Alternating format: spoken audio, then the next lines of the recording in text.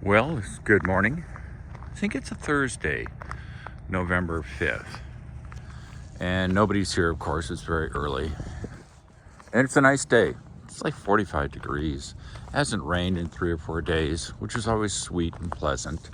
And certainly makes it easier for the guys who are doing the work to do the work. So this is just when I'm usual, every couple of days, updates. And obviously this is the dumpster. And I realized for this entire house so far, we've used less than 2/3 of one dumpster. That's pretty impressive. That's one of the nice things about Wausau Homes. Now, if you can see it, I think it's turning out pretty well. There's the roof, obviously, or the porch. You see the fascia, which is a very dark color.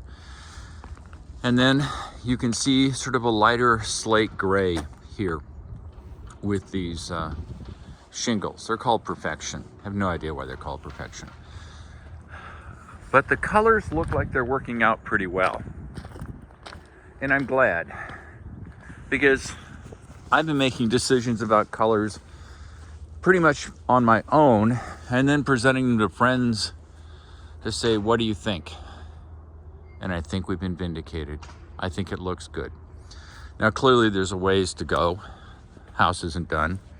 Hasn't been totally vinyl wrapped. This is a very high grade vinyl. And you can see they're starting to work on the side with the vinyl. And a nice little touch. I'm sure it's done on all houses. But Raphael, the guy doing this siding, puts these square pieces, which are the darker color, which is the color of the wrap, which is up there. You can see that dark color. This is the same color. He likes to have square pieces because obviously with vinyl it's easier to come up with the J channel, and that's J channel. So I think it looks real pretty. One of the nice things about Raphael and his crew, it was when I asked for things like zip flash to help protect against water getting down behind the flashing, not a problem, just does it. This is the starting rail. It's a piece of galvanized metal. You can see being placed along there. Once again, the nice thing is that we've got the zip tape stopping any water infiltration from occurring from the grass guard. So as water potentially comes down here, goes over the tape and over the guard, and that way it doesn't hit the surface beneath it. Now, this is a water resistant, weather resistant barrier to begin with, but it's sort of like belt and suspenders. It never hurts to do it more than is needed, because water is the enemy of any house. And ask anybody who's had a home or building a home or remodeled a home, they'll tell you water screws a house. So the primary goal and purpose of all this attention to detail is to prevent water from getting underneath the surface. So it is multiple layers of protection. We have obviously the vinyl. The nice thing about vinyl is it doesn't hold moisture. It's basically PVC. So if it rains, which it does here, and water hits this, it just runs off and is not absorbed at all by the vinyl. Unlike things like brick or cement or fiberboard or anything else, those hold water, and that creates an issue with water having an easier time penetrating the living space. Not a big issue with vinyl. Ooh, and look at this. This door was painted to color match the vinyl. Wasco painted the doors. It was like an extra $400 to have all of the windows, which are vinyl windows, painted with a special vinyl paint so that it matches the vinyl siding. I'm okay with it. I think it looks good. Once again, we've got the square blocks. Different, unusual. I like it. So each outlet has its own square box. This is obviously the gas for the barbecue. That is a discharge valve for the condensate on the mini split, which is a heat pump setup. And as we go along, we can see more details by Rafael and Jorge. And the vinyl's being applied. They appear to be doing very nice work. I do like them personally. They're very pleasant fellows. And then you can see the J trim coming up there. Going up to the soffit, which is that dark color like that is. It's a very dark color. And then you can see the same dark color going up and down the soffits and the fascia. Yeah, looks good. Now, I haven't gone inside.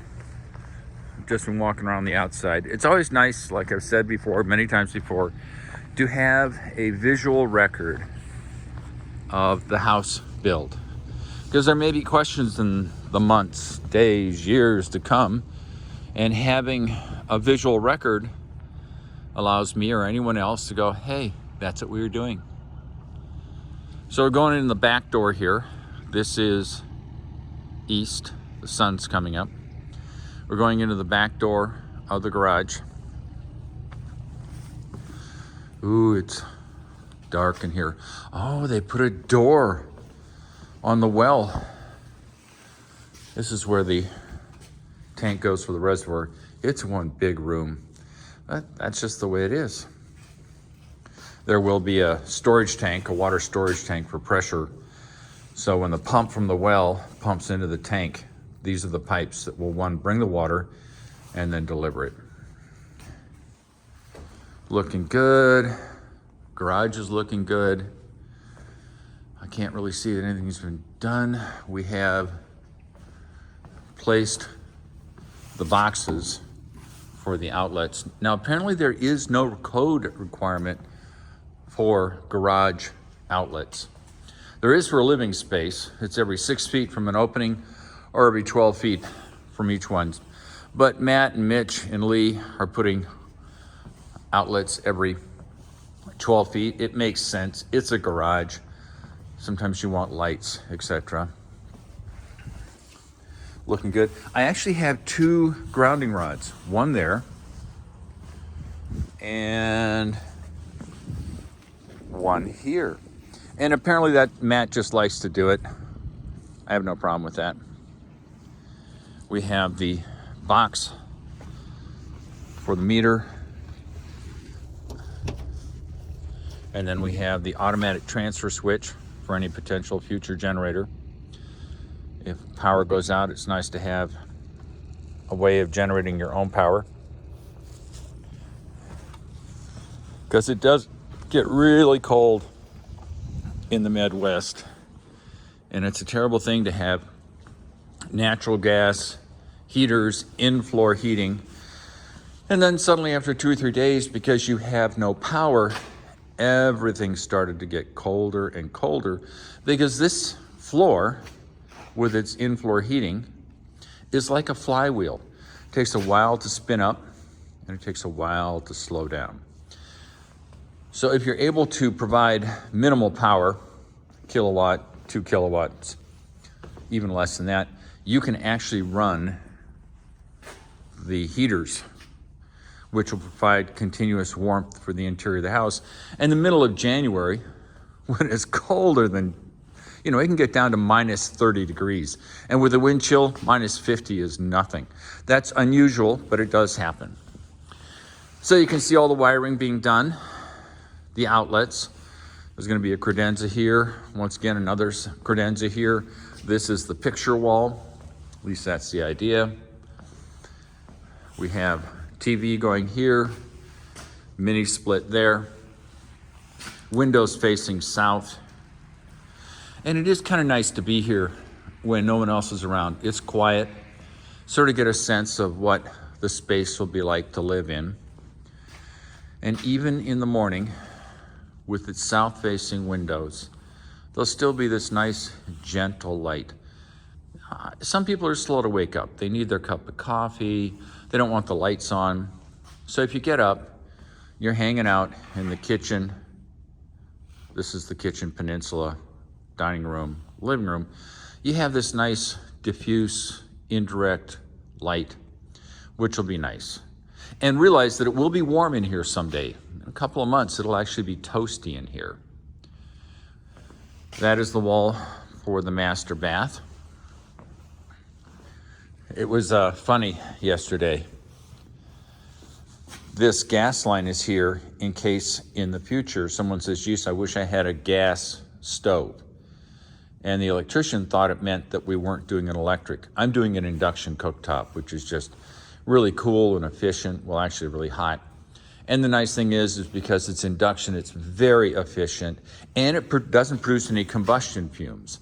And in a house that's this tight, combustion fumes, natural gas, although it's a pretty clean fuel, you don't want to have that floating around in your space. Do have a heat recovery ventilator, but there's no reason to overload it. It's like having a dozen people smoking in a room. You get a lot more pollutants in the room. So there will be a 240 volt circuit there, 30 amp circuit, I think, for that electric range. Come around the corner, switches, come into the master bath. This is the switch for the closet. There's going to be an outlet here and outlet here, plus switches, and there'll be a big LED mirror, which will show up as time goes on and the cabinets are installed. We're going to have a light up there, LED light in the mirror. It will be nice. Typical walk-in closet, you've seen that 1,000 times before. There's a lamp. I forgot to mention, oh, I wish I had it with me. The fellow who's doing the electrical work, Matt, who's in charge of the company, knows that I want airtight seals around each one of these can lamps. And you can see what looks like a little bucket. And it actually is a bucket. It's a thin-walled plastic bucket. He chose it because, one, it's inexpensive, and two, if you see how little space there is between the can light and the wall, you can't put in the usual styrofoam buckets. So what this does is it provides a place for the spray foam to be sprayed over it, creating a sealed, airtight surface over the can light. And the biggest issue with can lights nowadays is they provide a stack effect. So any cold air can come in, but more importantly, warm air comes up and acts like a chimney or a stack and literally creates a current of air sucking. And so I explained that to Matt, and he came up with this very ingenious bucket, which has been trimmed so that the bucket is small as possible and allows a nice service space around the can light. And like we said before, we'll have the styrofoam, a couple inches of spray foam over it. Then we'll have a ton of insulation. Not a perfect solution, but as close as we're gonna get today. That's gonna be done on all of these can lights. I try to minimize can lights for the reason that I explained. I think they're just heat loss. But everybody wants can lights. There's almost a religion with can lights. So there's some can lights. That's just the way it is. These are the electrical outlets for the pendants that are going to be sitting over the peninsula. You'll get to see the pendants hanging from here down over the peninsula. It'll be nice. I did have Mitch, the lead electrical, he's going to put a outlet like that right over here over the sink.